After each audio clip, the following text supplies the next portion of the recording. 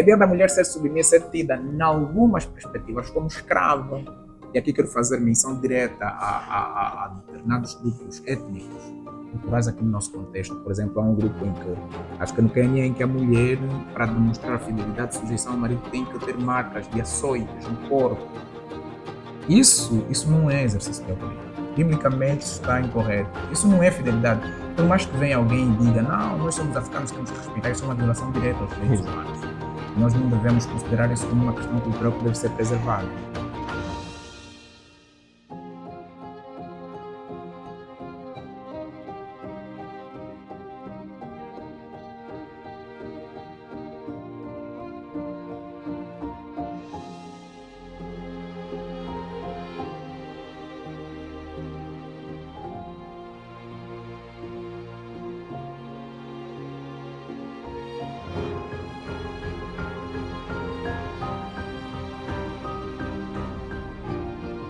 Olá pessoal, sejam mais uma vez bem-vindos ao Teu na Conversa Podcast, o nosso e vosso espaço para refletirmos assuntos bíblicos, teológicos, filosóficos, históricos. Hoje nós vamos falar sobre um assunto que praticamente todo mundo está envolvido. Nós vamos falar sobre a família e o impacto que ela tem na sociedade, que pode ser um impacto negativo ou positivo. E para nos ajudar a compreender essa temática, nós temos um convidado que para mim é especial, Antônio Cachipia. Muito bom dia e seja bem-vindo ao nosso espaço daqui do Teu da Conversa. Para começar, eu tenho assim uma curiosidade. Acho que o teu nome escreve-se Cachipia, mas todo mundo lê Cachipia. E é exatamente o que eu estou aqui a pronunciar. É Cachipia ou Cachipia? Escreve-se Cachipia. Já agora, bom dia, Gabriel, e bom dia a todos. Escreve-se Cachipia com K-C-I. Entretanto, por ser um nome de cunho, ou seja, de matriz africana, a letra C nas línguas ovimbundos é pronunciada Che. Ok. Então a pronúncia é Chi. Então estou a pronunciar bem o seu nome. Corretamente. Ok, Cachipia. Sim. Antes mesmo de nós começarmos, eu gostaria de dar aqui algumas informações referentes à tua pessoa, né? Sim. Tu és pastor. E também vi recentemente que tu fazes parte do canal Teologia ao Alcance de Todos. Sim. Tu és cofundador ou foste simplesmente convidado para participar deste canal? Não, atualmente sou um professor residente deste canal. Fui convidado pelo irmão Edson, no caso o dono ou fundador do canal. Estou lá servindo os irmãos. Bem. Sim.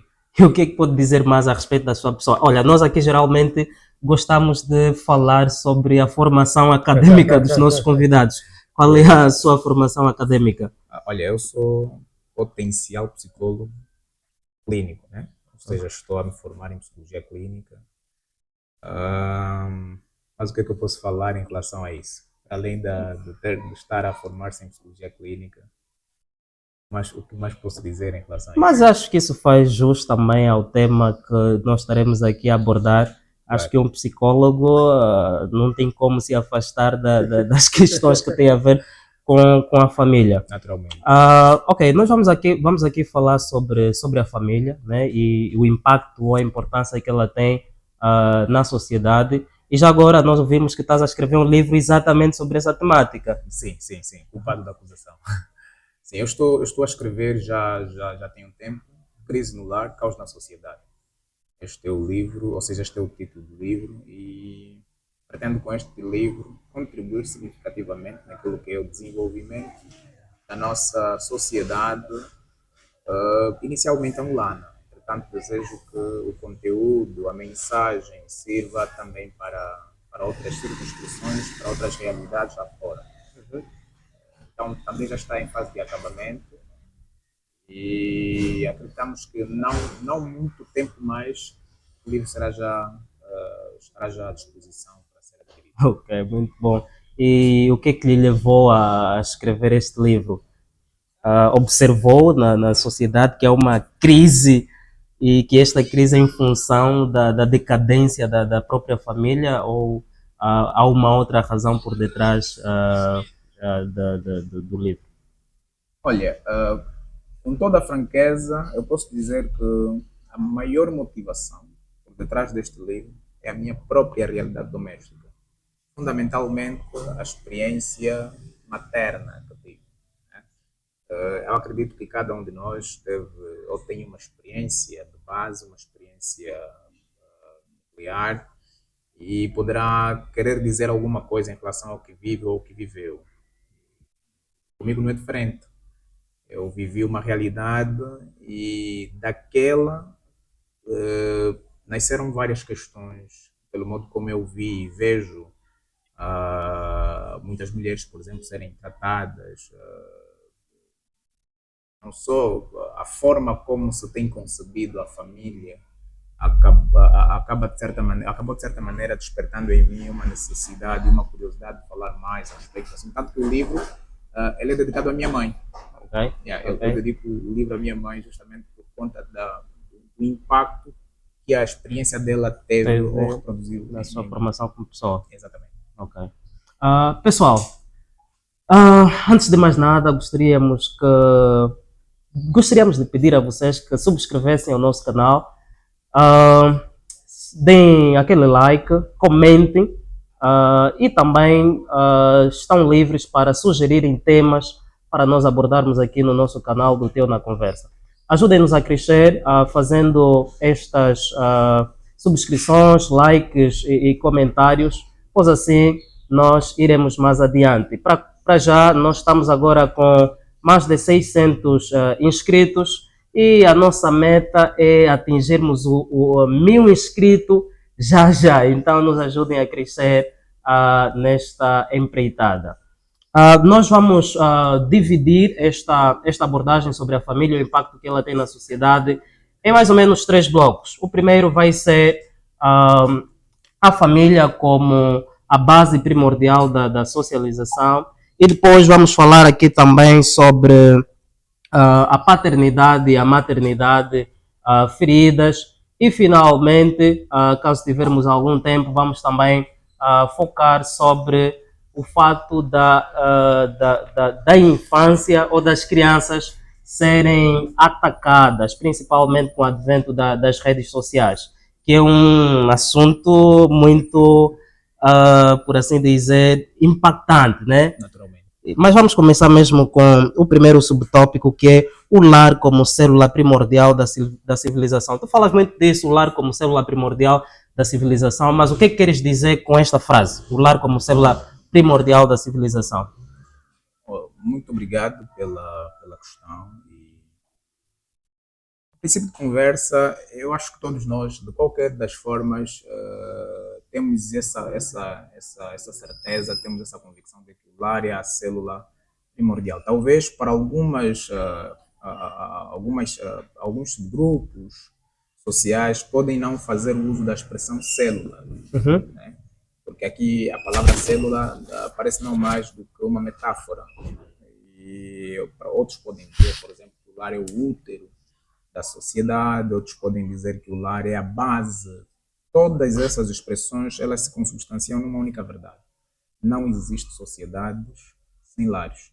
Os lares são a base de uma sociedade. Então, é importante que nós tenhamos em mente ou saibamos e nos lembremos sempre de que não pode-se falar de sociedade sem se falar de lar. Uma observação aqui interessante que eu gostava de fazer é de Aristóteles. Ele fala algo interessante. Ele diz que a polis, no caso que é a cidade, é a extensão da oikos, que é o lar, que é a família.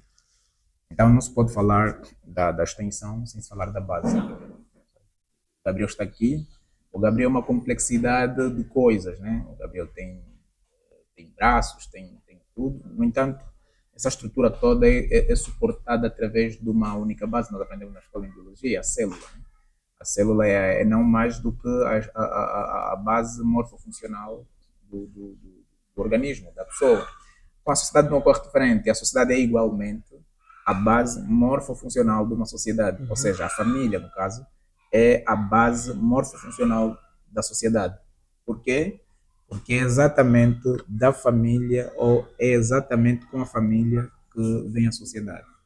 Então, o que é sociedade? Sociedade é não mais do que essa extensão complexa que vai envolver determinados elementos, como a própria estrutura, a estratificação e as instituições e muito mais.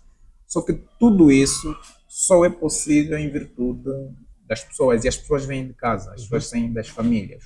Portanto, a afirmar que a família é a base civilizacional ou é a célula civilizacional é não mais do que aqui declarar que as civilizações, sejam elas de quais calibres, de quais matrizes culturais, todas elas se consubstanciam na família. Então é isso que eu chamo de a família ser a base civilizacional. Ok. E nesse raciocínio, de um tempo para cá, a leitura que eu venho fazendo é que a nossa sociedade angolana tem, por assim dizer, se tornado cada vez mais corrupta, e do ponto de vista também cívico, ela tem decaído bastante, tem se tornado, por assim dizer, cada vez mais violenta. Qual é a leitura que tu fazes em torno disto? É exatamente a família sendo já a base deste declínio social, ou há outros fatores que estão na base dessa desenvoltura? Muito boa questão. Eu aqui invoco Confúcio. Confúcio fala que a harmonia da sociedade é repercussão da harmonia do lar, da família, de casa. Claro, hoje nós podemos invocar vários fatores para termos que acusar a degradação social que a gente vive. Entretanto, fica claro que a degradação social decorre da degradação doméstica. Quando fez menção, por exemplo, de corrupção, e poderíamos aqui invocar muitos outros males que assolam uma sociedade. Uhum. Né? Podíamos invocar a própria prostituição, poderíamos Exato. invocar outras formas de males que atacam diretamente a sociedade. No entanto, a sociedade, e aqui eu faço essa observação, a sociedade ataca-se a si mesma. Por que eu digo que a sociedade ataca-se a si mesma? Porque quando nós falamos, essa sociedade está mal, essa sociedade está doente, essa sociedade está pervertida. Nós não estamos fazendo não mais do que uma acusação em que muitas vezes nós estamos envolvidos também. Né? Por quê? Porque quem é a sociedade? Nós precisamos fazer uma observação de sociedade de forma inclusiva. Nós somos a sociedade. Uhum. E quando nós falamos da degradação da sociedade, nós estamos a falar, inevitavelmente, da degradação das famílias. Por que é corrupção? Corrupção é um mal, no entanto, é um mal moral, consequentemente ético. Está relacionado ao próprio caráter do indivíduo, à construção do caráter do indivíduo. Um indivíduo corrupto, a corrupção não é não é algo acidental. A corrupção é o que se aprende, a Constrói. corrupção exatamente se constrói, e ela pode se aprender tanto de forma direta, de forma indireta. E aqui o lar é que vai ser não mais do que o filtro, não só o filtro. O lar ele é a base formadora. No entanto, é também um filtro. Por que eu digo que ele é a base formadora? Porque é através do lar em que as virtudes são construídas, ou seja, os indivíduos são levados a aprender, a se construir num caráter, vamos chamar aqui, né, nós temos dito de forma reiterada, caráter aprovado. Né? Uhum. Então, quando a sociedade tem esse papel, tem o papel de formar os indivíduos. No entanto, ela também tem o papel de filtrar. A família, aliás, tem esse papel de formar, mas também tem o papel de filtrar. Ou seja, ela não só dá, mas também se preocupa em saber o que vem de fora e filtrar melhor o que poderá ser abonatório para a família. Portanto, a corrupção e outros males que assolam a sociedade não deixam de ser uma extensão daquilo que é, ou seja, não deixam de ser uma expressão da ruptura que tem ocorrido a nível dos lares. E são vários fatores que influenciam nisso, são vários fatores, nós podemos aqui citá-los, mas fica claro aqui que quando não há essa assunção de responsabilidade na formação do caráter, na formação do indivíduo a partir de quem é responsável, e vamos olhar aqui para casa, não ainda para as grandes instituições como escolas, porque essas instituições elas acabam se servindo como auxílio. Complementares. Exatamente. Então, quando nós não conseguimos ter, a nível de casa ou das nossas casas, essa construção, essa formação de caráter, essa formação de indivíduos, certamente que falhas ou males como corrupção e outros males acabam se tornando opção ou opções para as pessoas. Mas aqui há alguns exemplos assim práticos de pais que são assim moralmente bons, mas que quando tu olhas para os filhos é um desastre. E nós eu anteriormente costumava dizer que os filhos dos pastores não se fala, são os mais Grande acusação. desorientados. E na altura eu tinha exemplos práticos, eu via filhos de pastores assim muito desorientados, mas eu me perguntava como é que é possível um pastor, mas o filho é tão desorientado assim, tanto moralmente e até mesmo do ponto de vista intelectual. Você acha que quando um filho é assim reprovado na sociedade, a grande responsabilidade sempre cai para os pais, ainda que os pais esforçaram-se de todos os custos para formar um filho que tenha assim uma base sólida a nível intelectual, espiritual e emocionalmente falando também?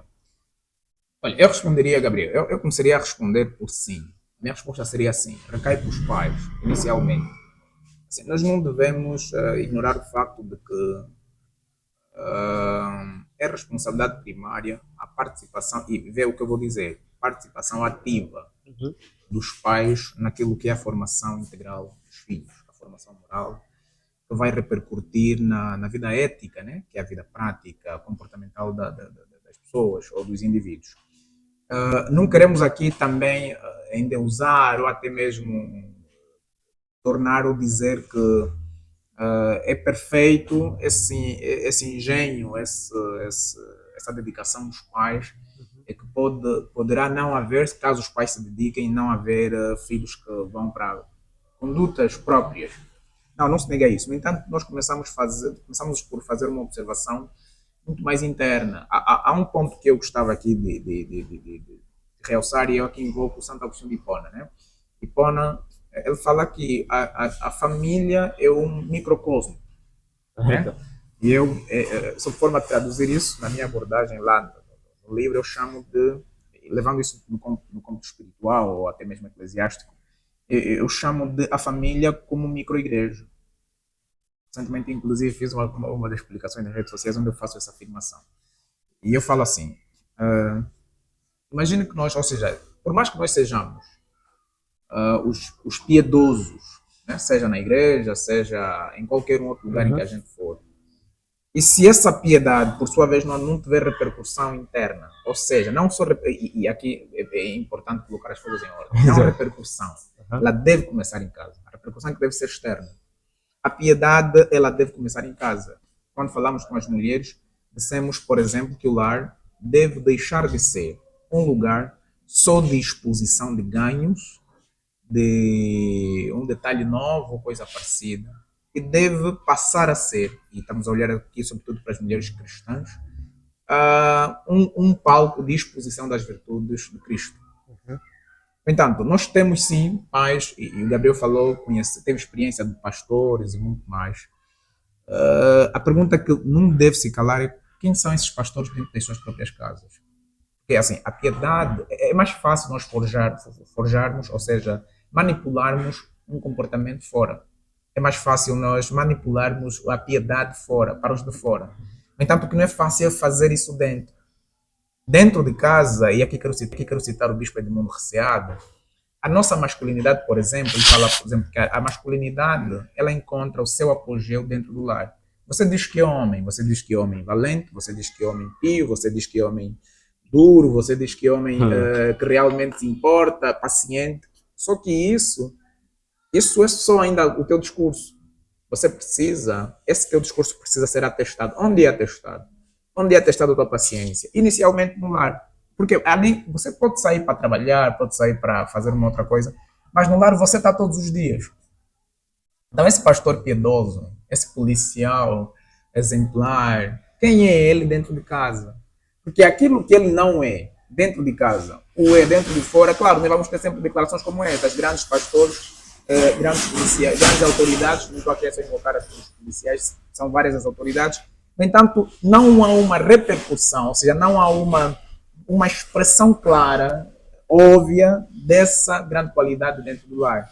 Claro, nós não temos, e reitero, não temos esse poder de reter as pessoas para nós, fazê-las reféns dos nossos princípios e valores. Nós transmitimos e fazemos isso, e devemos fazer isso de forma reiterada, insistente e devota, né? Não é só transmitir, você tem que transmitir e vigiar, você tem que certificar que aquilo que você transmitiu está de facto a ser aplicado. Isso é um fato. Mas não devemos negar também que nós vivemos numa sociedade, e aqui quero fazer aqui menção dessa fase da emancipação, da autoemancipação. Nós vivemos numa fase da preservação da própria imagem. E vê que, com isso, muita gente é capaz de se tornar santa, piedosa, para todo mundo afora, menos para a sua própria casa. E a gente pergunta, por exemplo, para os filhos. O meu irmão fez um estudo, sem roubar muito tempo nessa questão, o meu irmão fez um estudo em 2016, se não me atraiçou a memória, onde ele vai, por exemplo, inquirir os jovens do nosso bairro, que nós já os tínhamos ou julgávamos assim como que estavam a ter comportamentos desviados. E o meu irmão foi ter com eles através do inquérito. E você vê aquele senhor, né, o senhor fulano, o tio fulano é o tio que você tem grande respeito, grande estima. Exato. No entanto, à medida em que o meu irmão foi ouvindo, ele foi percebendo através do inquérito, e nós tivemos acesso ao inquérito, foi percebendo através do inquérito, por exemplo, que muitos desses jovens não tinham pais presentes. Então, eu quero deixar isso para a próxima abordagem, porque disse que vai falar da maternidade ferida.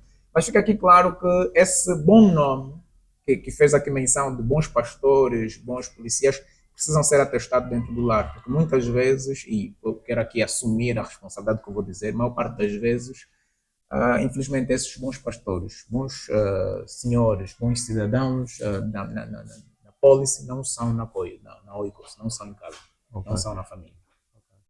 Bem, fez aqui menção primordialmente de dois aspectos quanto a esta questão, que é muitos pastores não refletem dentro do lar aquilo que eles refletem fora. E também a questão de que nós não somos, não temos o poder de reter os nossos filhos, né? Nós simplesmente educamos eles e vigiamos para esta questão. E depois também falou assim de forma corrida sobre os valores cristãos, e é nesse ponto onde eu gostaria de chegar agora. Muitos cristãos acreditam que se nós assim cristianizássemos Angola como um todo, muitos dos problemas sociais que nós vivemos, como delinquência juvenil, agressão no lar, roubo e tudo mais, não existiria, ou se calhar se existisse seria a uma escala muito ínfima. Tu também és da mesma opinião? Não. Mahatma Gandhi fez uma acusação contra a igreja, contra os cristãos, e essa frase é muito conhecida, e muita gente cita essa frase. Hoje, ateus e não só usam desta frase para ter que denominar a igreja ou os cristãos de hipócritas. Que é exatamente, ele disse o seguinte: se os cristãos fossem cristãos por um dia, eu me converteria ao cristianismo. Essa frase é bonita, e claro, precisamos admitir que ela é também muito confrontadora, né? Certo. E numa primeira instância, a gente que é crente, que é cristão, entende fogo. E nós devíamos ser os melhores. Só que o cristianismo inicialmente não é sobre ser melhor. É sobre quê? O cristianismo é a religião dos fracos. O cristianismo é a religião dos que não podem. Em todos os sentidos, em todas as vertentes? Naturalmente. O cristianismo, Jesus foi indagado pelos fariseus sobre o fato de ele estar com os gentios. E há uma resposta que Cristo deu, assim, muito filosófica, né? Eu não vim para os curados. Exato. Eu vim para os doentes. O que é que nós aprendemos com essas palavras de Cristo? Assim, os fariseus, os judeus sobretudo, orgulhavam-se de serem eles os herdeiros das promessas e muito mais. Portanto, tinham com grande desprezo, não todos, né? Mas a maior parte, tinham com grande desprezo os gentios. E Cristo mostra que ele veio exatamente para aquele que reconhece que é fraco. E nós temos uma declaração de Paulo que faz jus a isso. Paulo fala que orou ao Senhor para que o espinho se desviasse dele, e portanto o Senhor lhe respondeu que a minha graça te basta, o meu poder se aperfeiçoa nas tuas fraquezas. Qual foi a reação de Paulo depois disso? Paulo fala assim, portanto, agora eu me sinto alegre nas minhas fraquezas. Por quê? E aí vem a justificativa que casa com o que eu acabei de dizer agora. Ele fala assim, porque quanto mais fraco estou, aí forte sou. Mas isso é verdade, e nós podemos fazer uma ponte com a filosofia grega clássica. O que é que Sócrates disse? A máxima que todos nós citamos aqui de Sócrates, né? Sei o que nada sei. Ou seja, para Sócrates, a assunção da ignorância é não mais do que a combustão para ir atrás do conhecimento. Então, o cristianismo reconhece a fragilidade e a incapacidade. Por isso é que ele apregou as virtudes do Espírito, apregou a necessidade de termos que usar dos meios da graça de Deus, né, os meios da graça, para que possamos manter a nossa vida, a nossa conduta pia. Portanto, quando nós dissemos que se cristianizarmos o mundo a Angola seria melhor, não é bem por este caminho. Precisamos admitir que o cristianismo é sobre salvação, o cristianismo é sobre a fé, é sobre as pessoas alcançarem o reino de Deus, é sobre as pessoas serem salvas. Agora, tem dentro do próprio cristianismo, enquanto os princípios que norteiam a conduta dos cristãos, existe esse impacto social, existe essa intervenção social, e nós temos, à luz da própria história, eu acho que estamos todos inteirados de Atos 11. Houve um momento em que o profeta Ágabo profetizou que haveria peste e muito mais em Antioquia. E a história, por exemplo, nos tempos do rei Cláudio, registra isso.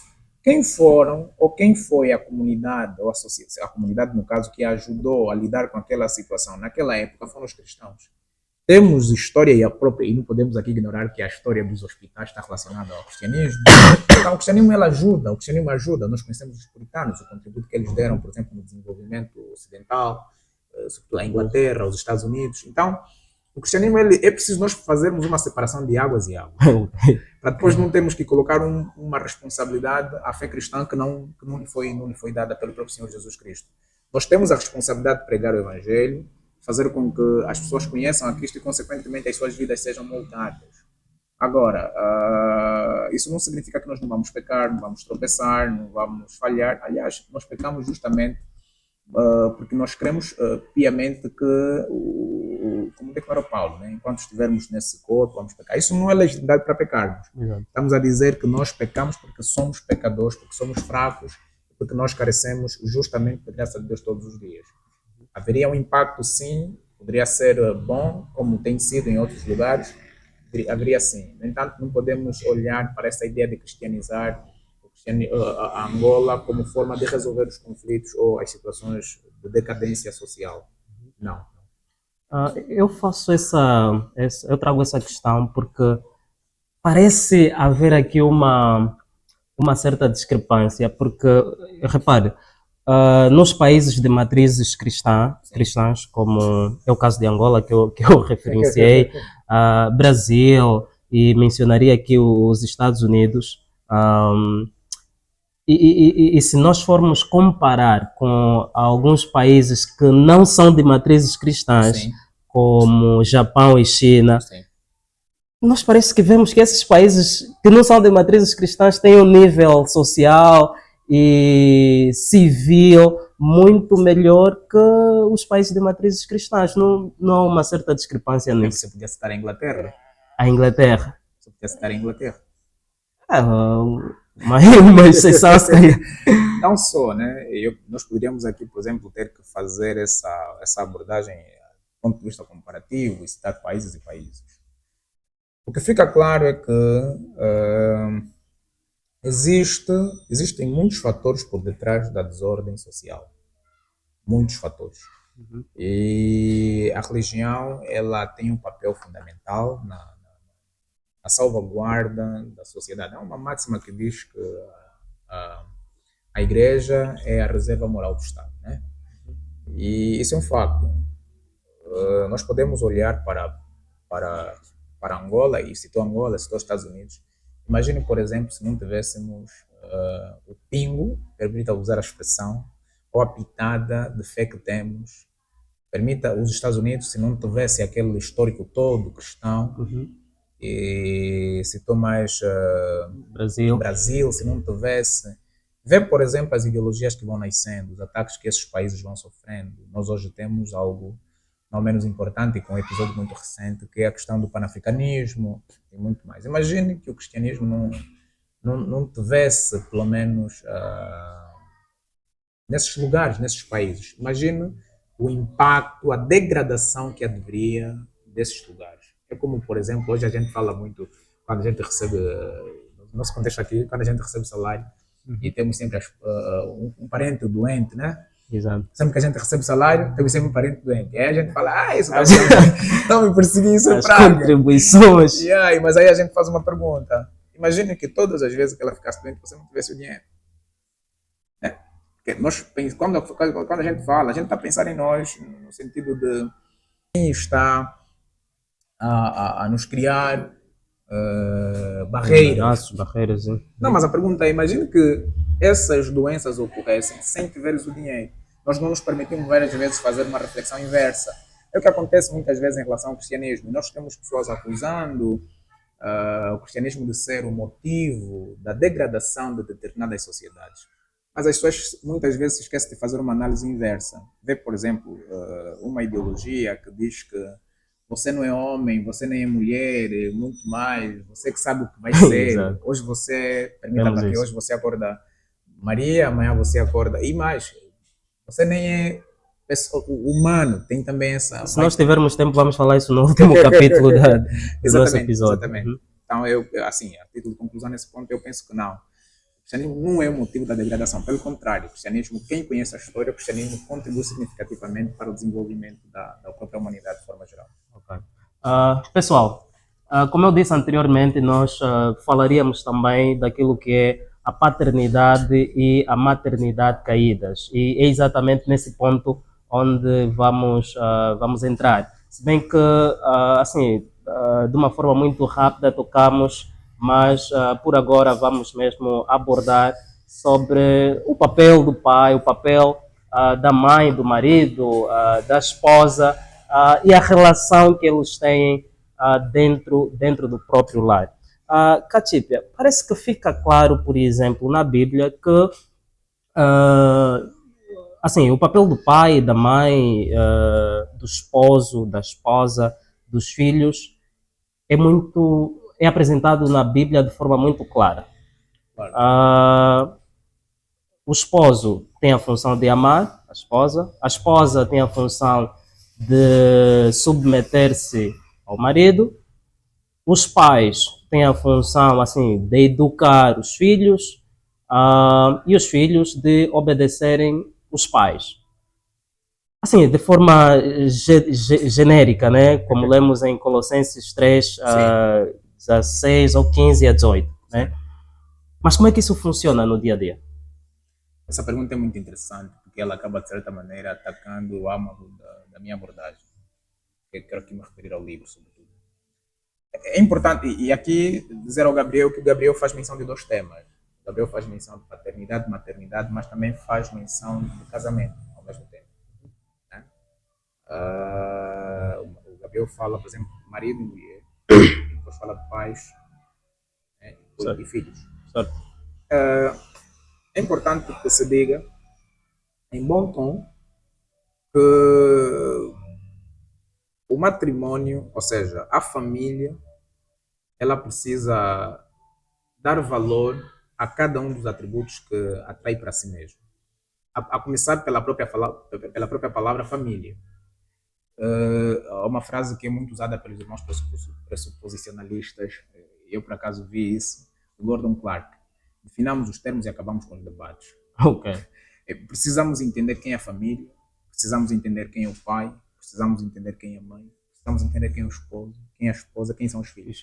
Porque quando nós identificamos ou definimos a paternidade em suas reais implicações, nós teremos pais de verdade. Se definirmos a maternidade em suas reais implicações, nós teremos mães de verdade. O mesmo segue com os filhos. Porque o que é que acontece? E marido também, né? Esposa. Esposas. Uhum. O que é que acontece? Numa sociedade, e permita-me que fazer já uma abordagem pragmática e contextual, numa sociedade como a nossa, em que o lance matrimonial é mais uma via de autoemancipação e autopublicação, é mais uma via de autoproclamação, encontrar casamentos sólidos fica muito complicado. Fica muito complicado porque as motivações por detrás dessas decisões muitas vezes não são as mais acertadas. Muitas vezes as motivações estão nas mídias e porque todo mundo quer postar, né? Certo.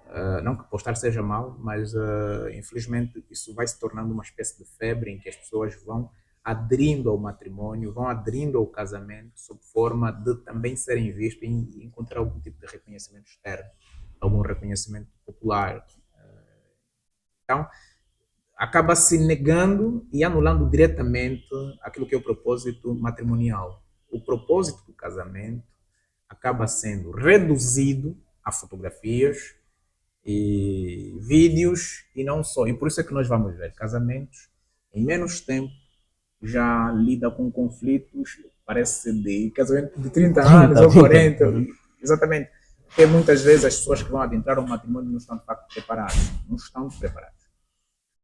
E não é sobre idade, não é sobre a idade, não. É mesmo sobre maturidade. É mesmo sobre maturidade. Nós temos jovens, eu sou jovem, sou casado, o Gabriel é jovem, casado.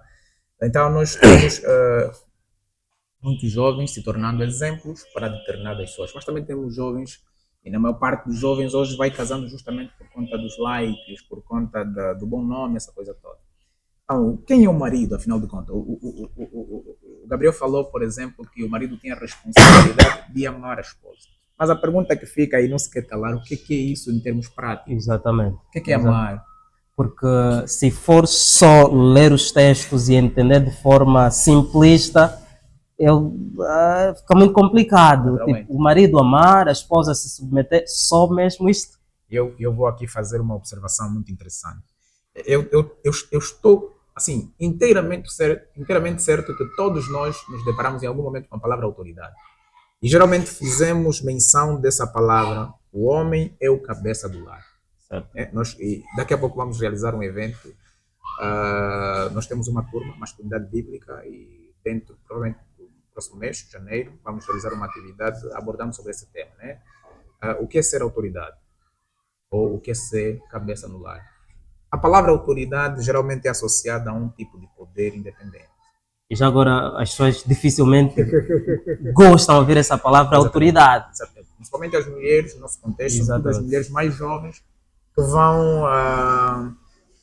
vão tendo uma reação muito adversa em relação a isso, em virtude da realidade que viveram enquanto crianças, o modo como essa autoridade foi exercida pelos seus próprios pais.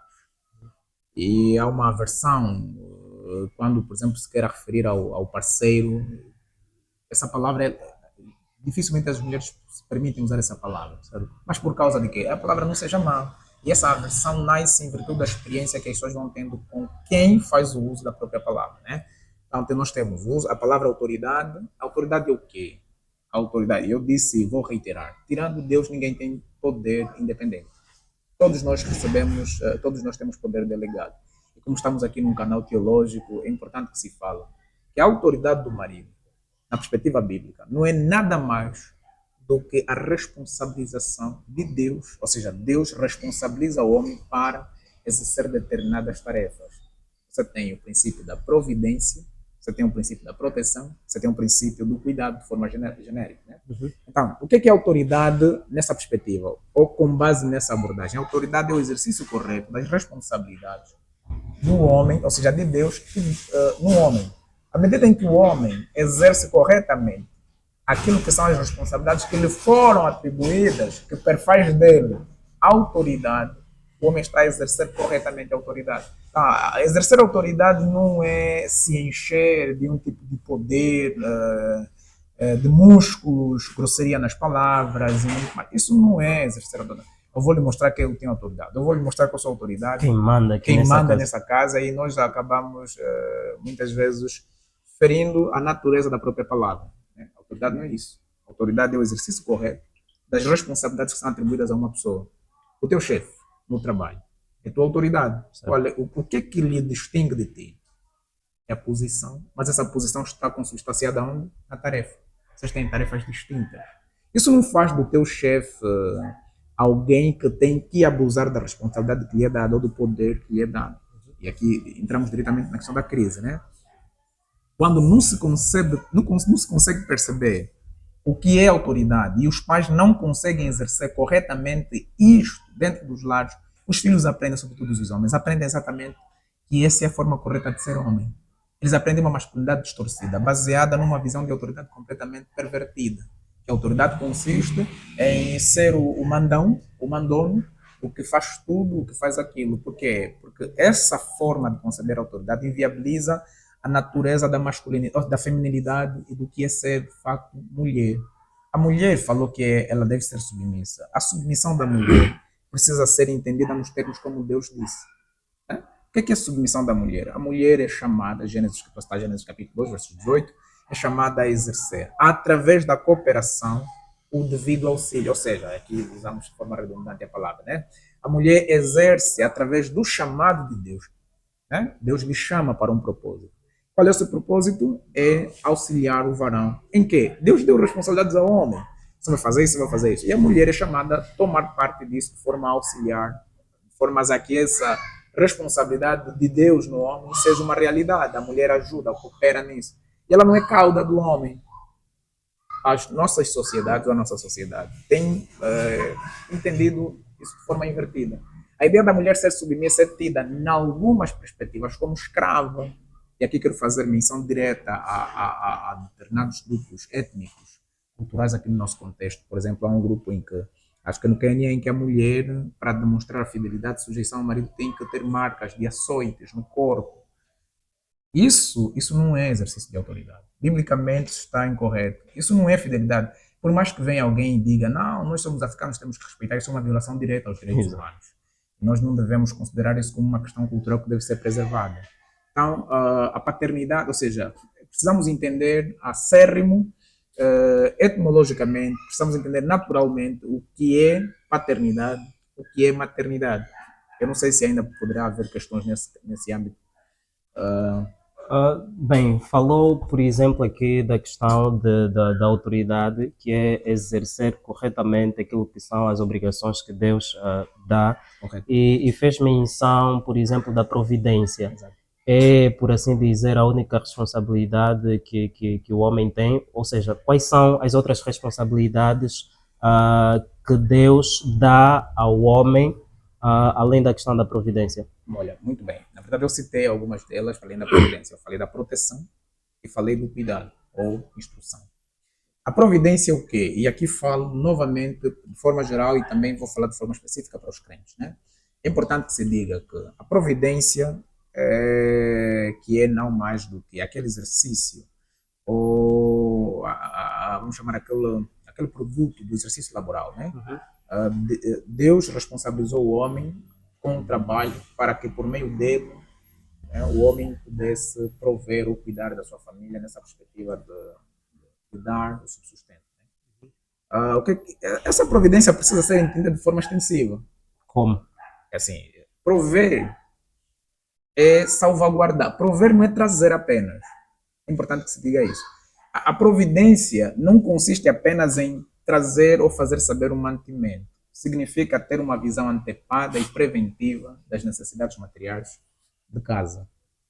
O provedor não é aquele que ataca ou lida com, assim, de forma reativa com as necessidades de casa. Deve ser aquele que vá atrás para prever eventuais situações que podem ser acauteladas através dos recursos que obtém. Agora, essa providência precisa ser entendida não apenas na perspectiva material, como também espiritual. O homem não tem só a responsabilidade de se conceder à família o pão, ou o pão material. E diz as Escrituras, Mateus 4,4, nem só do pão o homem vive, mas também toda a palavra que vem da boca de Deus. É também responsabilidade do homem prover a educação, o alimento espiritual para a família. Você tem Isaías capítulo número 50, versículo número 5, se não me atraiçou a memória. Não, Isaías capítulo 4, versos 3, que diz assim, olha, naqueles dias sairão 7 mulheres e dirão para si mesmo, cozeremos para nós a nossa própria vestimenta e faremos para nós a nossa própria comida. Então somente requereremos o nome para que remova a nossa vergonha. Ou seja, é preciso nós entendermos que a, a, a, a a alimentação não precisa delimitar-se apenas no aspecto físico, material. Nós aqui invocamos outros pensadores como Platão, que fala da tríplice formação do homem. Gabriel, você não é só corpo, você é também alma. Do mesmo jeito que você entende que tens necessidades materiais por suprir a nível da tua realidade material, você também tem necessidades espirituais, você tem necessidades mentais, você precisa de uma conformação, você precisa ter uma estrutura mental que consiga responder àquilo que são os impactos emocionais que advêm de lá fora. E é responsabilidade do varão cuidar disso. É responsabilidade do varão alimentar a sua família de formas a que consiga responder a toda essa. Você com alimento, você consegue responder à fome. Exatamente. Né? Mas com o alimento espiritual você consegue responder também a essa fome espiritual, essa sede espiritual, porque o ser humano tem essa sede, essa fome espiritual ou imaterial, que precisa ser suprida através do alimento espiritual. Portanto, a provisão é isso. Mas atrelada à provisão está a proteção. E eu aqui gostava de chamar uma atenção num ponto muito interessante em relação à proteção. No nosso contexto, e vamos primeiro falar aqui que a proteção de forma generalizada é não mais do que salvaguardar a integridade, seja ela física ou moral, ou até mesmo espiritual de uma pessoa. No contexto do casamento, é responsabilidade primária do varão proteger a sua família, iniciando pela esposa. E por que eu faço essa observação? Nós vivemos num contexto cultural com uma distorção e uma autêntica hipocrisia. Por que diz isso? Exatamente. Eu falo e afirmo assim categoricamente uma autêntica hipocrisia. Eu estou certo que quando o Gabriel foi à busca da sua querida esposa, as famílias, embora que provavelmente... Está olhando no meu dedo. Sim, fui à busca dela. Exato. Provavelmente terá aquele rito do alembamento em que as duas subculturas ou culturas se encontram e tem aquele diálogo do alembamento. Exato. Há uma máxima que é usada em quase todas as subculturas aqui no nosso contexto cultural, no nosso mosaico cultural angolano. Eles dizem assim: a partir de hoje, a vossa filha é nossa filha, o nosso filho é vosso filho. Mas, na prática, na praxis, aqui no nosso contexto social angolano, e muitas mulheres poderão se identificar com isso não existe. As mulheres são tidas e achadas apenas como mulheres mantidas. E os conflitos entre a família da mulher, ou seja, entre a família do homem com a mulher, acaba sendo o que nós podemos aqui chamar de uma música no nosso contexto. Inclusive, nós temos noras tendo aquela dificuldade de se relacionar saudavelmente com as sogras. Na Bíblia nós não temos isso, né? Ou seja, a Bíblia nos ensina ao contrário. Temos o caso clássico de Naomi, né? De Ruth e Naomi. A sogra, a nora que olhou e tratou a sogra como mãe. Exatamente. Então, aqui é importante que nós entendamos que a proteção não é só sobre os miliantes. A proteção não é só sobre uma invasão externa, né? E queremos aqui olhar externo no contexto africano, porque família no contexto africano, de acordo com o Dr. Dominique Mbiti, ele vai olhar para a família, ele define a família na perspectiva Bantu como uma comunidade. Né? A família é, tradicionalmente, ou na perspectiva africana, interpretada de forma comunitária e não nuclear apenas. É importante aqui ressaltar e deixar claro que, para o nosso contexto, a ideia de proteção muitas vezes está relacionada apenas à ideia a ter que ficar na frente de alguém que aponta uma arma para a sua esposa ou coisa parecida, ou para o seu filho. E, aliás, os homens estão mais a proteger os filhos em relação às esposas. Não sei se eu diria alguma coisa, mas ok. É mais fácil os homens olharem, darem de tudo para salvaguardar a integridade física do filho, a integridade moral do filho, do que das próprias esposas. Mas as mães... Não, estamos a olhar, sim, as mães têm isso de forma muito natural. Exatamente. Hoje, eu estou a falar exatamente no contexto que nós nos encontramos hoje. Nós temos homens, e eu quero aqui invocar um exemplo prático. Nós temos hoje Homens que conseguem proteger a esposa de ataques e agressões materiais. No entanto, são covardes, permita-me a expressão, em relação às acusações e os ataques que advêm da família dele próprio. Temos muita covardia. Você vê o homem, a família é mal falada, ou seja, a família fala mal da esposa, ataca moralmente, agride verbalmente a esposa, e às vezes em uma reunião, ele covardemente põe-se a rir. É verdade. Às vezes não fala que é verdade, estão a brincar. Não há uma postura de defesa da integridade da esposa. O que acontece é que esses homens, a fazerem isso, eles se esquecem que estão acabando por defraudar o seu próprio testemunho. Mas algo bem mais perigoso é a proteção da família consigo mesmo.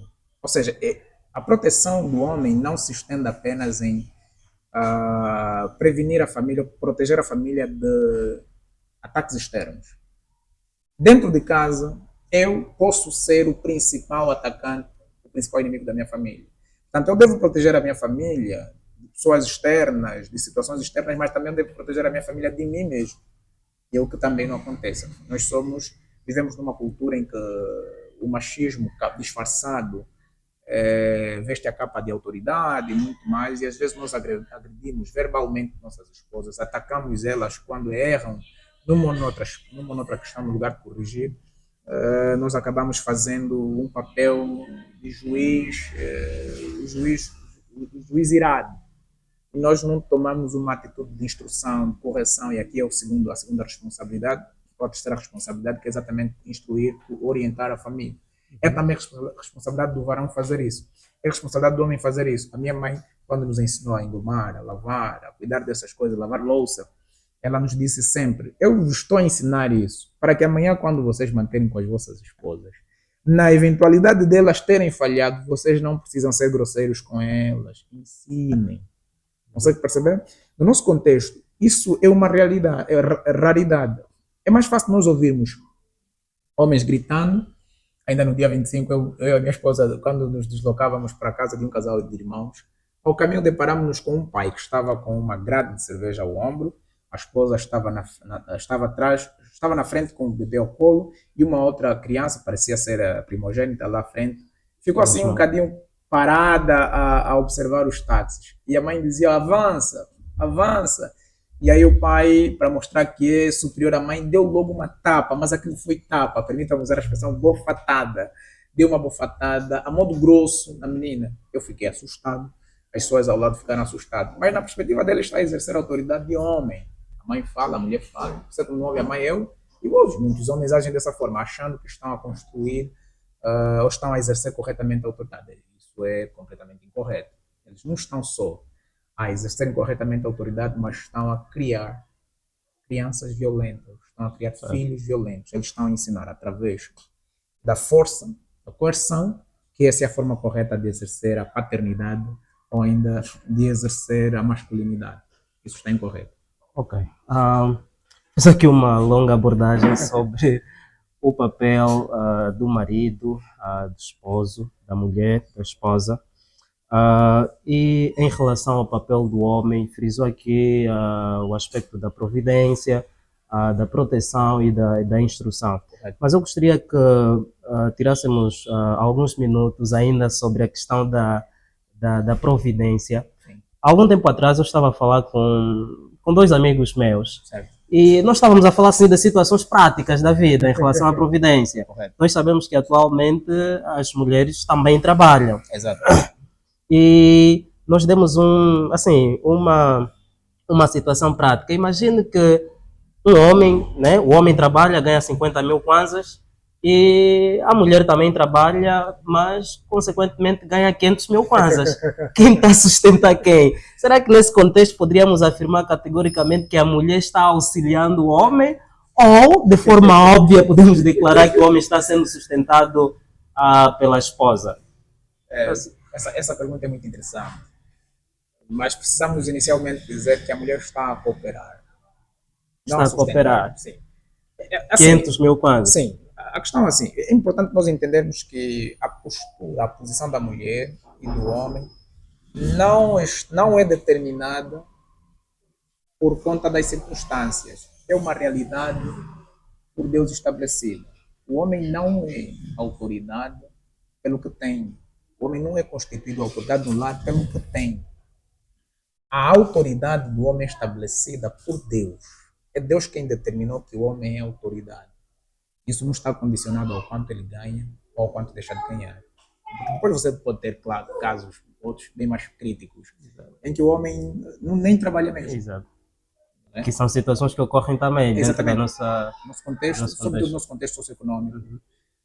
Nós temos várias realidades. Por alguma razão você fica desempregado e você pode, por um tempo, estar a depender da mulher, daquilo que ela traz. Mas o que fica claro aqui é que aqui não há qualquer atropelamento ou ataque direto a papéis. Não é sobre papéis aqui, não há um ataque a partir do momento em que a mulher assume, ou seja, a partir do momento em que a mulher tem a renda maior ou única, no caso, para o lar. O que ela está a fazer? Ela deve, e tem que, isso é o princípio bíblico, né? Ela deve olhar para o seu dinheiro como o dinheiro do lar. É importante entender isso. O lar é regido, isso também abordo no meu livro, o princípio da unidade e o princípio da cooperação, não da reciprocidade. O princípio da reciprocidade que hoje é apregoado, e até inclusive eu fico triste que até pregadores, pastores falam sobre reciprocidade. O princípio da reciprocidade não faz parte de maneira nenhuma das escrituras em relação ao matrimônio. O lar é regido por princípios claros e óbvios, por Deus estabelecido, o princípio da cooperação e da unidade. Aqui muitas dizem, o teu dinheiro é nosso e o meu dinheiro é meu. É meu. Já viu essa frase? Por acaso, por isso é que eu estou exatamente a fazer menção desses princípios, para mostrar que o princípio da unidade existe para ensinar que eles têm tudo em comum. O casal deve ter tudo em comum. Isso é o que? O ser um, claro que eu nunca vou assim, eu não vou materialmente entrar na minha esposa me entrar, para sermos um. Mas aqui o princípio se consubstancia na ideia de unidade em propósitos, unidade em trabalhos, unidade em exercícios. É importante nós entendermos que o princípio da unidade, quando Deus fala, quando Adão fala, e ambos se tornarão uma só carne, ele está evocando exatamente uma vida comunga totalitária. Uma vida comunga totalitária. Em todos os aspectos. Assim, inicialmente sim, né? Porque vai existir aqueles aspectos que são mesmo femininos, Okay. São mesmo masculinos. Né? Eu não vou usar as coisas, roupas de mulher, essa coisa toda, né? Mas aqui é sobre o trabalho cooperativo, né? Por isso que os dois princípios estão atrelados entre si. Está o princípio da unidade e está o princípio da cooperação. O princípio da unidade estabelece o princípio da cooperação.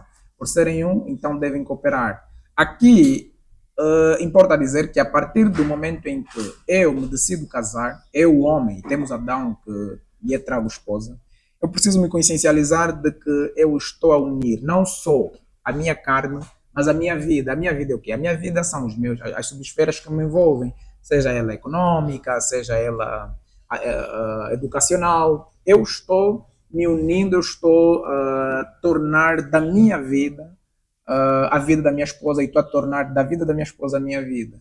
Isso envolve também essa questão de finanças. Nós também trabalhamos essa questão de finanças no nosso livro. É importante dizer, e tem que ficar claro, que a partir do momento em que a mulher passa, por alguma razão, a ganhar mais que o marido, ou a ser a única que está a trazer a comida em casa, por imperativo, alheios ou por motivos alheios ao próprio marido, é importante que se diga que ela não está necessariamente a sustentar. No exercício da sua vocação, que é a cooperação, consegue perceber? Ela está a tomar parte da vida do lar. Você sabe que nem todas as famílias são cristãs e o modo como a família, por exemplo, da noiva observa isso é totalmente diferente do marido, por exemplo, que é cristão vai observar. Não, mas Gabriel, você tem, permita-me cortar, você tem o princípio que eu acabei de invocar agora. Por isso é que eu disse no início, ao falar sobre esse tema do marido e mulher, eu disse muito claro, as implicações. Você que está aí casado, você precisa entender o que isso significa. Porque se você não tem uma ideia correta do que é o casamento, você vai permitir com que vozes externas invadam o teu lar, degradam a tua família e acabam criando mais uma família para contribuir no caos que a sociedade hoje já vive. Que é o título do livro, né? Crise no lar, caos na sociedade. É importante que a própria mulher que está aí manter esteja abalizada, inteirada do que realmente significa isso. Porque se ela percebe que ela está a tornar-se ela está aí ela não está só para ter fotografias publicadas nas redes sociais. Ela não está aí só para ser vista e conhecida como amiga. Não está aí só para depois exibir as alianças nas fotografias. Uma mulher que percebe exatamente que ela está aí formar uma família, ela sabe que deve defender a integridade do marido diante da família. Deve fazer isso. É responsabilidade dela, porque ela coopera com o marido. Do mesmo jeito, o marido para com a esposa. Exatamente. Exatamente. Exato. Bem, aqui está praticamente respondido. Quer dizer que a mulher está a cooperar. Exatamente, ela está a cooperar e não está necessariamente a sustentar, que é bem diferente. Uma coisa é ela estar a sustentar, outra coisa é ela estar a cooperar. Por quê? Porque mesmo que se é o homem a ganhar mais, e aqui faço aqui também um apelo para todos os varões, mesmo que o homem a ganhar mais, o dinheiro põe-se à mesa. Ele é o cabeça do lar que tem a responsabilidade de administrar, ou seja, de governar o lar. Não é dele. Ele não está a fazer um favor à família quando está a suprir as necessidades do lar. Não, ele está a cumprir com o seu dever.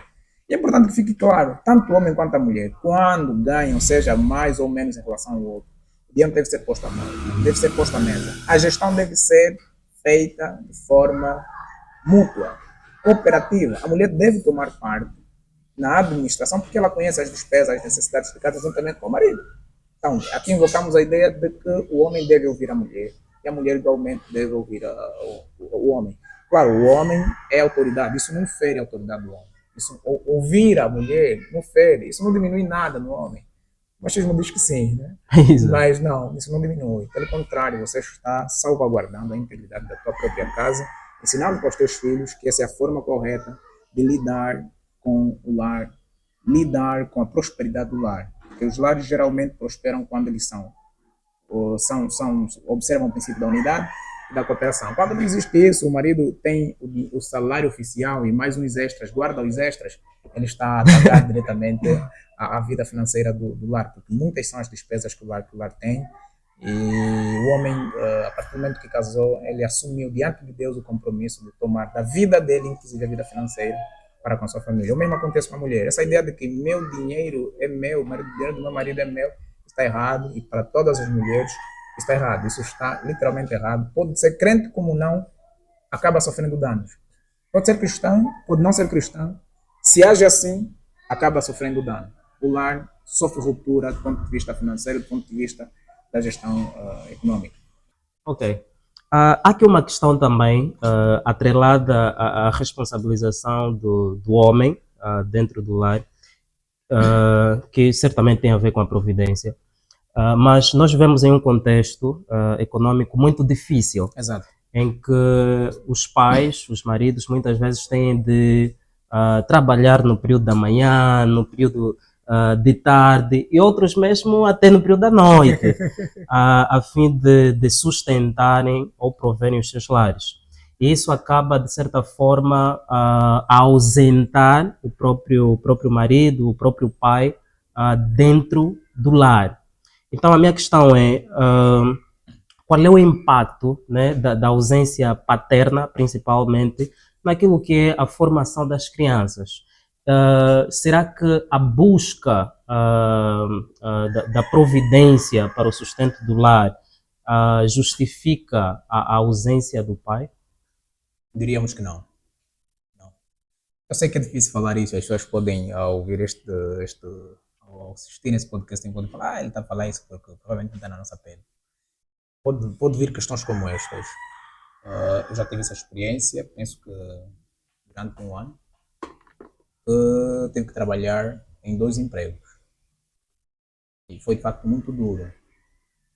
Mas foi possível conciliar. É possível conciliar. Eu preciso dizer isso assim. Se você não vai ter disponibilidade para constituir uma família, ou seja, para ser ativo na família, não edifica. Nós não precisamos olhar para a família como mais uma das formas de satisfação dos nossos desejos. Lembra que quando nós falamos inicialmente, nós definimos a família como a célula da civilização. Uhum.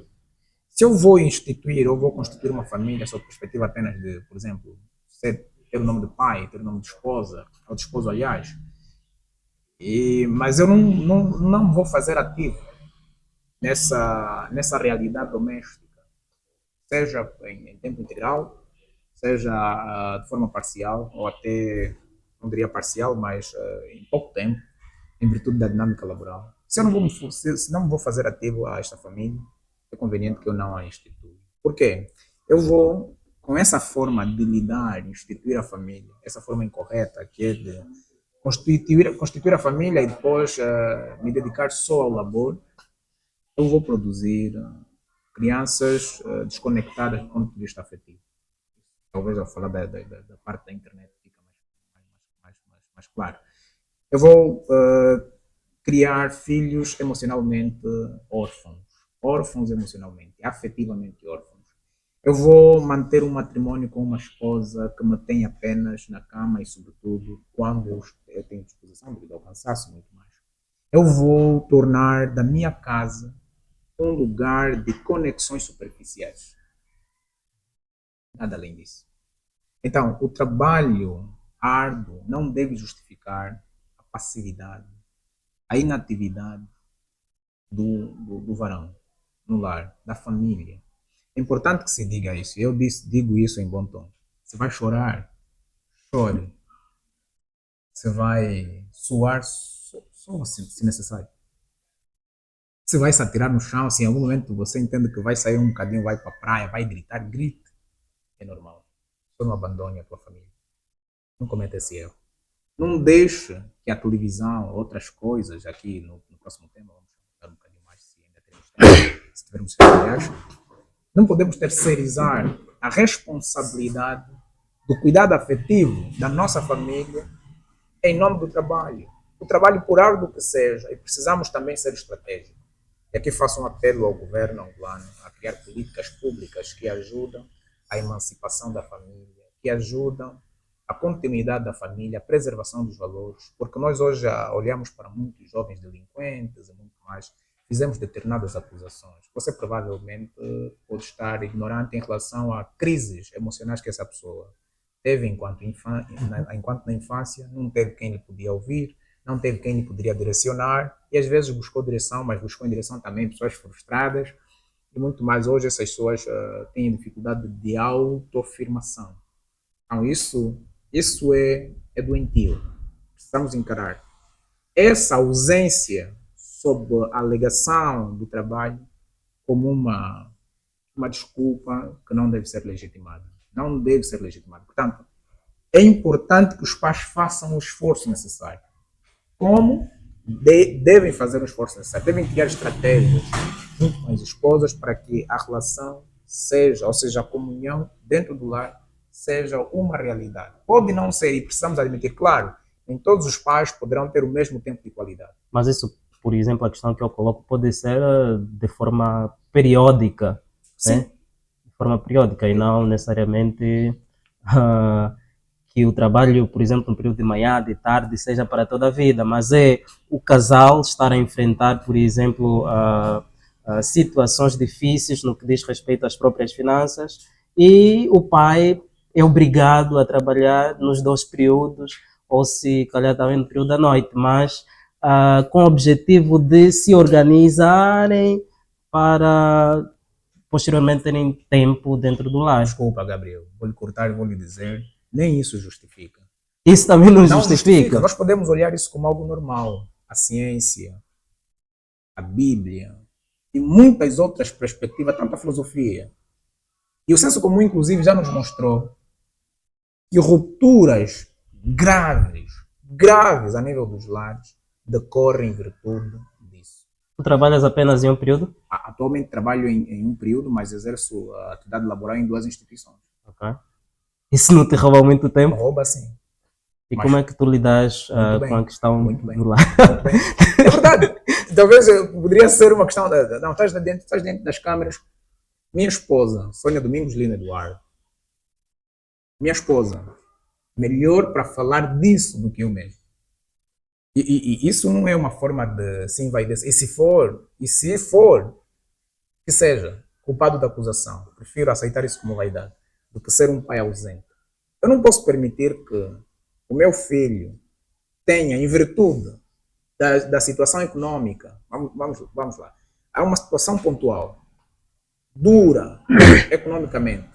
Eu não posso permitir que o meu filho tenha que lidar com tudo, com todo esse embaraço, todos esses embrólios, sozinho enquanto eu e minha esposa vamos trabalhar. De maneira nenhuma. Reitero, nós não devemos terceirizar a responsabilidade da educação dos pais nos filhos. Não podemos, nem pelo menos, nós não devemos só olhar desta maneira, mas também nem devemos fragilizar. Ou seja, nós devemos, e temos o dever e o chamado de olharmos e atuarmos de forma árdua. Você vai casar, você conhece Angola, o contexto econômico que nos encontramos. Está difícil, mas estás a casar. Certo. Você está a assumir que mesmo nesse contexto, você está apto, hábil para lidar com as implicações que advêm. Não estou a falar aqui dos imprevistos. Os imprevistos vão acontecer, mas quem casa está exatamente consciencializado dos imprevistos também.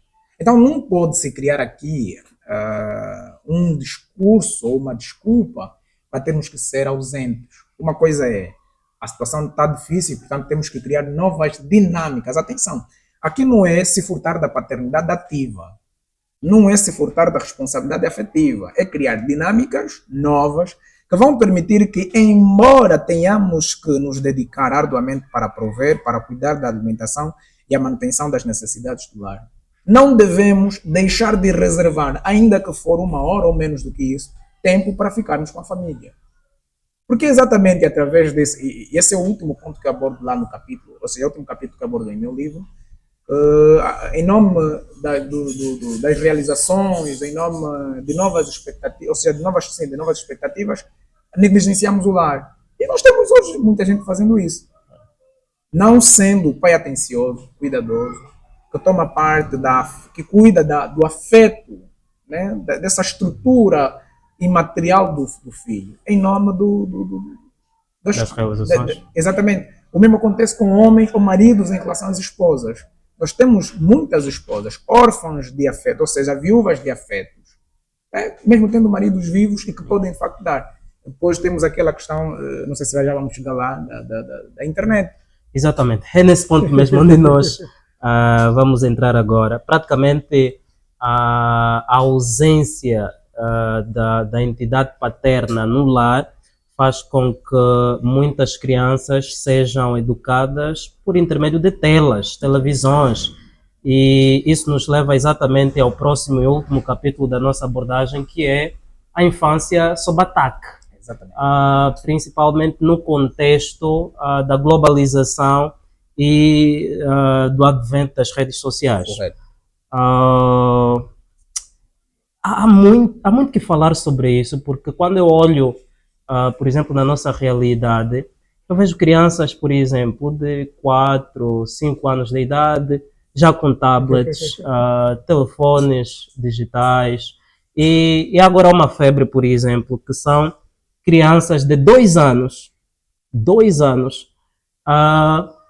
quando, por exemplo, elas estiverem a chorar, como forma de consolar essas crianças, as mães dão os telefones. Então, como é que as redes sociais vão influenciando positivo ou negativamente as crianças que são, por assim dizer, as próximas gerações? Essa pergunta é muito interessante e toda assim interessante. Eu estou a falar assim de todas as questões. Mas essa pergunta é interessante, ao mesmo tempo ela é muito triste. Muito triste por quê? Porque eu sei que a estas horas nós estamos aqui no podcast, estamos a falar, estamos a gravar. Algumas pessoas nos vão ouvir. Mas provavelmente, mesmo depois da abordagem que aqui vamos fazer, vão continuar a deixar com que as telas eduquem os filhos. Albert Bandura, o pai da psicologia da aprendizagem, ele fala que os filhos, até pelo menos 6 anos de idade, eles aprendem mais vendo. Aprendem pela visão, pelo sentido da visão. E dificilmente a gente fala. As telas hoje se tornaram o veneno, permita-me usar essa expressão, das famílias. Por exemplo, nós fizemos aqui agora uma abordagem em relação ao trabalho e muito mais. Imagina agora, aquele pai que chega do trabalho, cansado, a primeira coisa que ele tem que fazer é sentar e ver as notificações nas redes sociais, né? E o filho, quando lhe vem ao colo, fiquem daí, estou a ver uma coisa, depois vem o estresse. Ele já vem cansado, Certo. depois fica no telemóvel para ver nova mensagem, essa coisa toda. E tens aquela mãe que também já está cansada, também chegou cansada, no caso daquelas que exercem atividade laboral fora de casa, também chegou cansada e está também querer ver a mensagem, quer dizer, trabalhou em casa e ainda quer continuar a trabalhar em casa. Trabalhou lá na instituição de onde vem, ainda vai querer trabalhar em casa. E depois nós temos o quê? Temos filhos, pais estão presencialmente ou fisicamente presentes, mas emocionalmente distantes. Os filhos deles têm habilidades naturais, infantis, que precisam ser desenvolvidas. Essas atividades, essas habilidades são interrompidas muitas vezes porque não existe orientação, participação. Ele até pode querer brincar, mas ele sente a necessidade de brincar com os pais. Porque ele tem aquele vínculo natural. Portanto, esse vínculo precisa ser alimentado, precisa ser regado. As redes sociais hoje, elas acabaram, de certa maneira, criando o que nós chamamos isso o que nós aqui vou chamar de hipocrisia familiar. E nós temos isso não só, sem sair do tema, é mais fácil, por exemplo, nós temos o dia 25, que é um dia de família, e nós vimos muita gente publicar vídeo, fotografia, eu com a minha mamãe, eu com o meu papai, eu com o meu velho, com a minha velha, com a minha irmã, com a minha nega, com o meu filho. Foram lá em muitos lugares. Fotografia da família. Exatamente, fizeram fotografias. É que se não tiver essas ocasiões especiais, essas pessoas não têm fotos de família.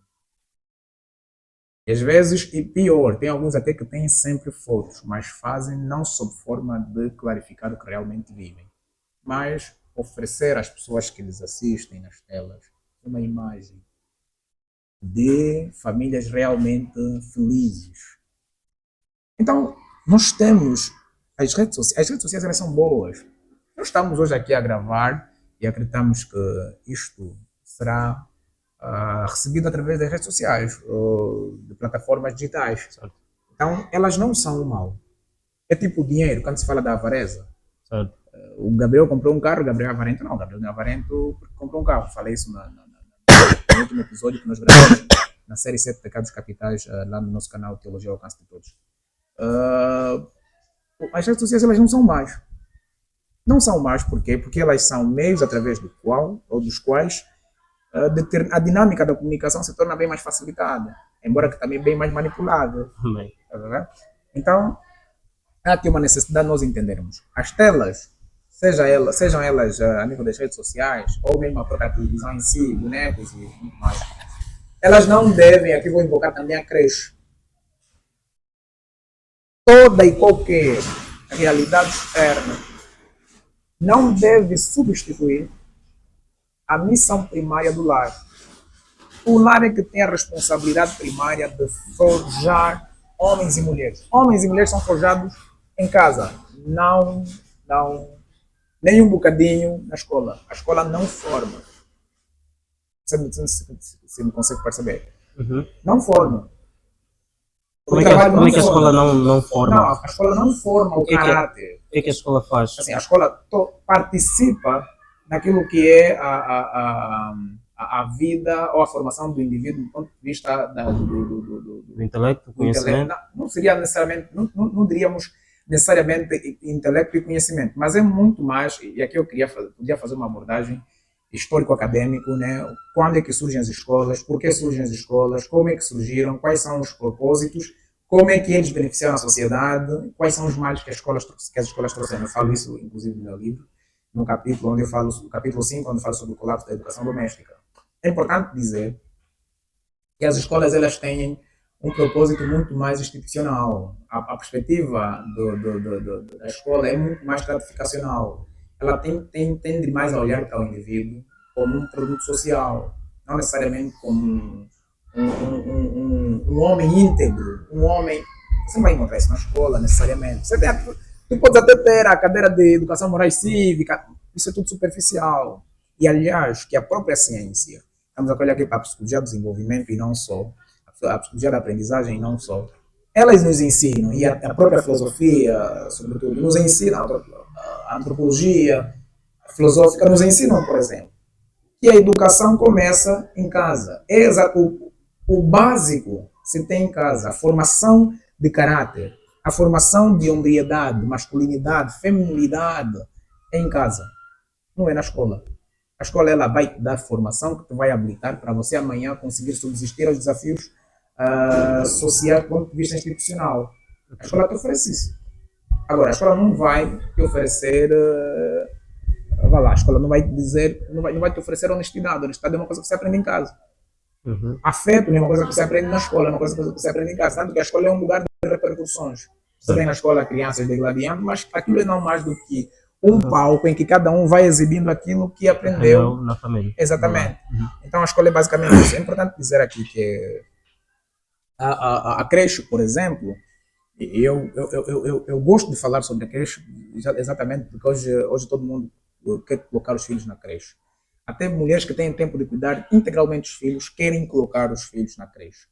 O que é isso? Assim, a creche é um lugar profissional, não é um lugar moral, formativo moral. A creche está ali para auxiliar as crianças na interação umas com as outras. A creche tem propósitos bem definidos. É um lugar em que ajuda-se as crianças em vários aspectos, tanto que os que devem cuidar da creche, embora que talvez não é assim no nosso contexto social, né? Os que devem cuidar da creche devem ser profissionais. Crianças com dificuldades, estamos a falar profissionais mesmo da infância, pedagogos de verdade, aliás.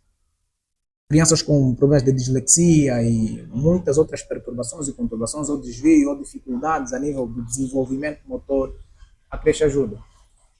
Mas a creche não deve substituir o papel materno nem paterno. Nós vamos amanhã reclamar, como hoje muitos pais reclamam dos seus filhos, porque relegaram a responsabilidade a essas instituições. E nós, como resultado, nós praticamente não conhecemos os nossos próprios filhos. Os nossos filhos conhecem muito mais aquelas pessoas com quem ficaram durante a creche, tanto que têm mais consideração e afeto. E muito mais tempo também com elas. Exatamente, em relação aos próprios pais. Então, fica claro. Indo diretamente à questão das mídias sociais, ou das telas, as telas, para além de não serem muito recomendáveis, ou seja, de não serem muito recomendáveis na primeira fase da infância, as telas também acabam, de certa maneira, assim, não serem muito recomendáveis numa perspectiva moral e não só, ou ética e até mesmo espiritual. As telas também acabam tendo ataques direto a nível das próprias estruturas cognitivas da criança. Pessoas, por exemplo, assim, as telas, elas têm fotões, né? Além de fotões, tem tudo no período noturno, né? Tem aquela iluminação, tem o fator da ocupação, da informação rápida, tem informações mais do que rápidas. Assim, você tem um multiverso de informação de uma só vez, você absorve ou você tem contato com um monte de informações num único momento. Isso aparenta ser algo muito normal, né? Mas de facto não é. Isso tem prejuízos claros, posteriores, severos a nível do desenvolvimento psicocognitivo das crianças. Não só das crianças, dos adultos também, sobretudo dos adultos que vão ficando muito tempo com as telas ligadas à noite.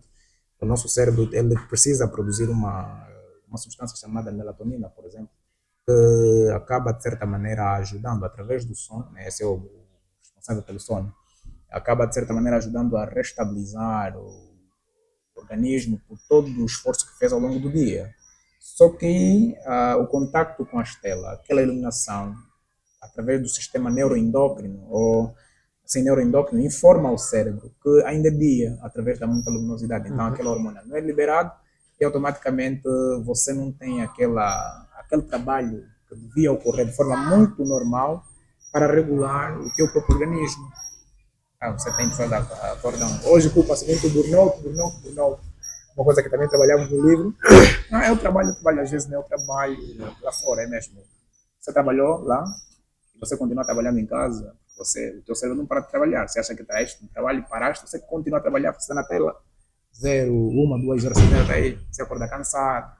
Depois tem grandes repercussões aqui, tem várias repercussões. Como estou aqui como pastor e não como um estudante de psicologia, não preciso estar aqui a dar muitas informações em relação a isso. Mas fica claro que as telas, elas são nocivas para crianças. As crianças em idade, na primeira infância, elas não há recomendação do ponto de vista acadêmico e até mesmo religioso ou teológico, bíblico, aqui na perspectiva cristã, para as telas. Você tem Provérbios, capítulo 22, né? Ensina o menino no caminho que deve andar, para que quando cresça, não se desvie dele. Você tem ainda Deuteronômio, capítulo 6. Deus invoca o povo e lhe fala para eles terem que ensinar as crianças, fazê-las conhecer através de canções. Você tem muita gente que hoje não conhece canções. Você tem muitas crianças que não conhecem canções de infância, canções de morais, canções bíblicas. Essas crianças, às vezes, têm isso nas telas e é bem complicado. É muito complicado. As redes sociais, elas são boas, elas permitem a comunicação. A televisão é um meio de distração, mas também é uma bomba quando não regulada. A creche é uma instituição de auxílio, mas usurpa o papel da família, da educação, quando os pais delegam a ela essa responsabilidade. As escolas, por sua vez, elas não são, ou seja, elas acabam também exercendo um papel muito mais degradativo em relação a construtivo, porque aí não se vai aprender moral, aí se vai simplesmente adquirir conhecimento científico para você ser um indivíduo, do ponto de vista social, de acordo com a estratificação, bem acentuado. Então é basicamente isso, é importante que se diga isso. Meu filho, a título de exemplo, para encerrar esse ponto, meu filho, quando tinha 1 ano de idade, nós tivemos essa dificuldade. Está agora com quantos anos? Agora está com 2 anos. Está já Primeiro filho, graças a Deus. Vai fazer já 3 anos daqui a pouco. O meu filho, nós tivemos essa dificuldade. Quando é que eu hoje falo com convicção e falo na primeira pessoa. Meu filho, quando chorava, e nós éramos pais de primeira viagem, eu sou Helena, pai de primeira viagem, certo. Então tivemos muita dificuldade por conta dessa questão da própria orientação. Né? Vale aqui dizer, sem apelar aqui o estado emocional, nós ficamos muito, ou seja, eu fiquei muito mais tempo com a minha mãe, né, mais presente, e ela faleceu em muito pouco tempo depois do meu filho ter nascido, no mesmo ano, e orientação, experiência recebi do meu irmão, mas depois o meu irmão vivia distante. Então, houve muita coisa que acabou, de certa maneira, influenciando, factorizando-se na não ajuda para que eu pudesse orientar devidamente meu filho. Então, eu e a minha esposa. Eu conhecia a Bíblia, mas era um menino, era um bebê. Certo. Eu sei que ele não vai ouvir e essa coisa toda. Entretanto, o que é que nós fizemos? Um erro que nós cometemos foi exatamente, e preciso dizer isso em alto e bom tom, foi exatamente que quando às vezes chorava, a gente colocava o telefone ao lado dele. Ele ficava aí, mas o que é que aconteceu? Isso é muito comum, né? Sim. As famílias, jovens. Exatamente. Ao completar 1 ano de idade, eu comecei a observar no meu próprio filho comportamentos agressivos. E é exatamente o que um pastor fala, vou fazer alusão ao pastor Paulo Júnior, que disse que as telas estão a criar pessoas insensíveis, agressivos, e intelectualmente muito vazios. Sim. Exatamente. Nós podíamos resumir isso numa palavra: nós estamos criando monstros em casa. É isso que eu vi no meu filho durante aquela fase. Tanto que quando eu tentava receber, o meu filho se rebelava, assim, terrivelmente contra mim. Hoje, depois de eu ter visto aquele episódio, eu fui estudar um bocadinho mais sobre psicologia da aprendizagem, as repercussões adversas que advêm de influências externas. E hoje eu não permito que meu filho esteja exposto de forma regular às telas. Por exemplo, o telefone já está proibido, né? Televisor, volta e meia, ele pode assistir. No entanto, fora disso, meu filho não sou um pai mau, mas meu filho já não tem que ter esse acesso às telas, porque eu não desejo que ele seja amanhã, seja vazio intelectualmente, agressivo, insensível. Não, meu filho tem que conhecer o afeto através do contato físico, presencial, constante, meu e da minha esposa. Ok, pessoal, já estamos bem na reta final do nosso programa. Se estiver a gostar do conteúdo, não esqueça, dê aquele like, comente e também compartilhe o vídeo com o máximo de pessoas que puder compartilhar. Ah, já está a ser uma conversa interessante, muito acima do que eu esperava. Não esqueça, quando o livro estiver à disposição, contacte-nos. Vamos aqui fazer a publicidade Exato. do livro, ok? Sim, E não esqueça também de dar um livro para nós de graça. Pá. Vou fazer aqui a promessa. Está prometido. Ok, eu gostaria de terminar. Tu frisaste aqui, falaste da família, né? Falaste da escola, da creche, e tudo isso aqui acaba influenciando de certa forma a sociedade que nós temos, ok? E falaste também da escola, né? Só não chegaste a desenvolver, mas tu querias aqui falar do papel da escola, como é que elas surgiram. E a minha questão é, de que forma essas instituições, a família, a escola, o Estado, Sim. é que elas podem trabalhar a fim de providenciar uma sociedade mais justa, uma sociedade onde a moralidade seja assim recomendável, ok? Então, de que forma essas instituições podem trabalhar juntas a fim de termos uma sociedade boa de se viver? Boas. Assim, Gabriel, essa pergunta é muito interessante também. Eu gosto muito de muito interessante. Mas acaba, de certa maneira, fechando aquilo que é a nossa abordagem. Exatamente. Porque essa pergunta vai me remeter novamente a ter que dizer que não pode haver, e citando novamente Confúcio, não pode haver harmonia social se não houver harmonia doméstica. Então, a começar pelo contributo da família, praticamente nós não diríamos contributo. A família determina como será a sociedade. Então, é importante que, primeiro, as famílias comecem a trabalhar internamente. Em cada final de um dos capítulos do livro, nós também deixamos série de 5 a 6 questões que vão ajudar as pessoas, os pais, os líderes, a terem que trabalhar melhor para a restauração desse caos que nós hoje vivemos. Então, iniciando pela família, a família tem a responsabilidade de olhar com olhos de ver, permita-me a expressão, aquilo que são as suas vocações em relação à família, deve trabalhar na formação moral, ética, espiritual, para que consiga responder melhor aquilo que são os desafios da nossa sociedade. É importante que se ensine sobre amor, sobre pertença, sobre valores. Isso precisa ser uma conversa, uma cultura em nossas casas. Deve acontecer isso. Como é que assim, nós não podemos falar de sociedade justa se não falar de família justa? Você tem exemplos, entendeu? Você tem a Alemanha, depois da Primeira Guerra Mundial, provavelmente nos anos de 1945, a Alemanha, por exemplo, se reergueu através da restauração dos lares. O Japão, a mesma coisa, depois de tanta invasão e muito mais, se reergueu através dos lares. Você tem aqui muito próximo, em 1950,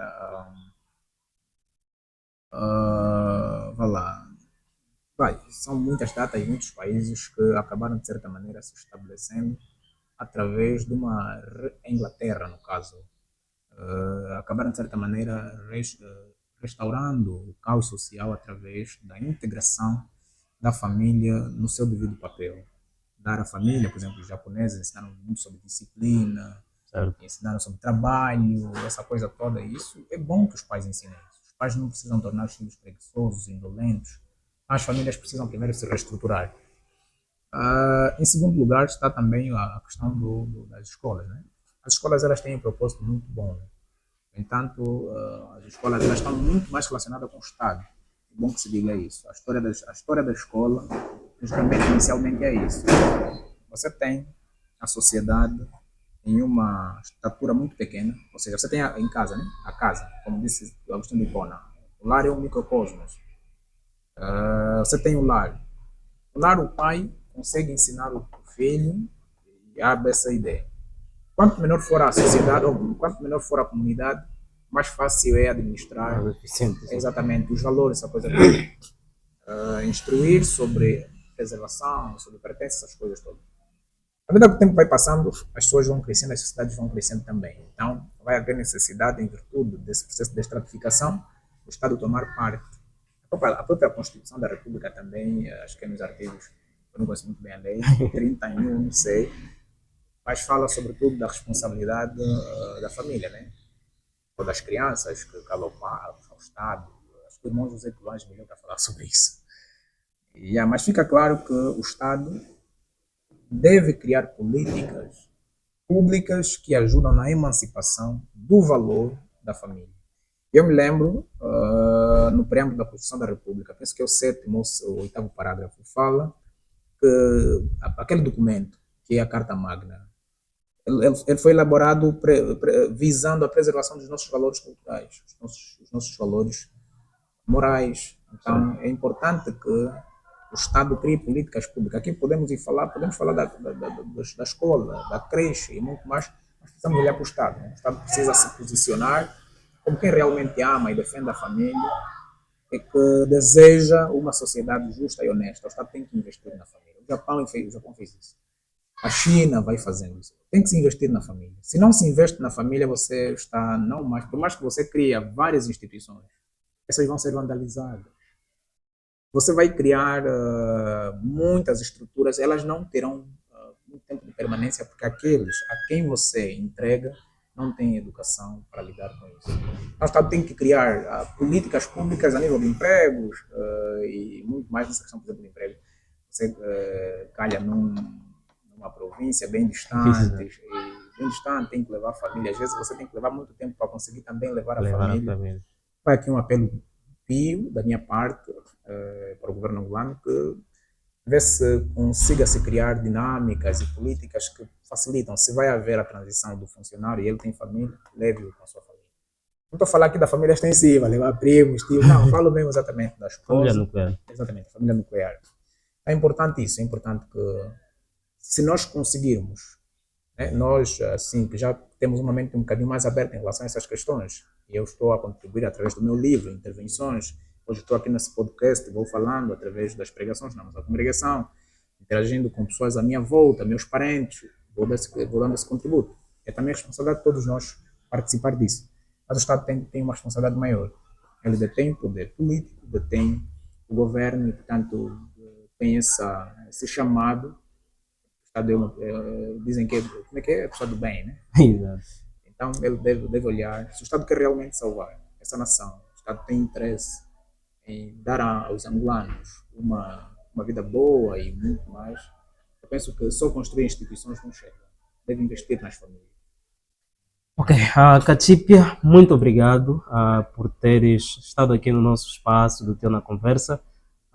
Foi um enorme prazer estar aqui contigo, ouvindo-te, falando de diferentes pontos que têm a ver com a família e o impacto que tem na sociedade.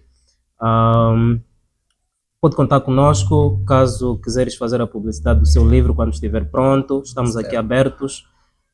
E contamos contigo também numa próxima ocasião para falar se calhar de um outro tema. Certo. Ok, então já agora poderias deixar aí as saudações, cumprimentos para o pessoal que te ouve. Muito obrigado a todo o pessoal que se dispôs a ouvir, a assistir este podcast.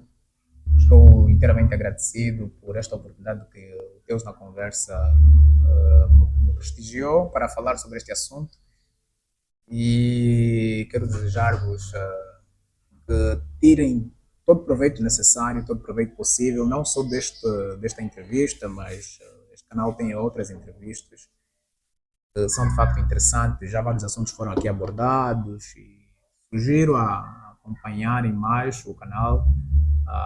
Como já se disse aqui, subscrever, porque estou certo de que conteúdos muito bons e construtivos para uma sociedade como a nossa, este canal tem a produzir. Não só já produziu, vai produzindo e gostávamos de de que todos, aliás, tomassem parte dessa grande empreitada. Um abraço a todos, em especial à minha esposa, Sônia Domingos Lina Eduardo, ao meu filho Abner Domingos Eduardo, e eu penso que tudo, a nossa congregação, né? Ok. E a nossa congregação também, saudações aos irmãos, e também aqui, convido os irmãos também a subscreverem a página, ou seja, o canal, e até lá, espero poder estar aqui mais vezes, como já disse o irmão Gabriel, e Deus abençoe a todos e estamos juntos. Ok. Então, pessoal, assim foi mais um episódio do Teu na Conversa. Hoje falamos sobre a família e o impacto que ela tem na sociedade. Despedimos-nos com todo, assim,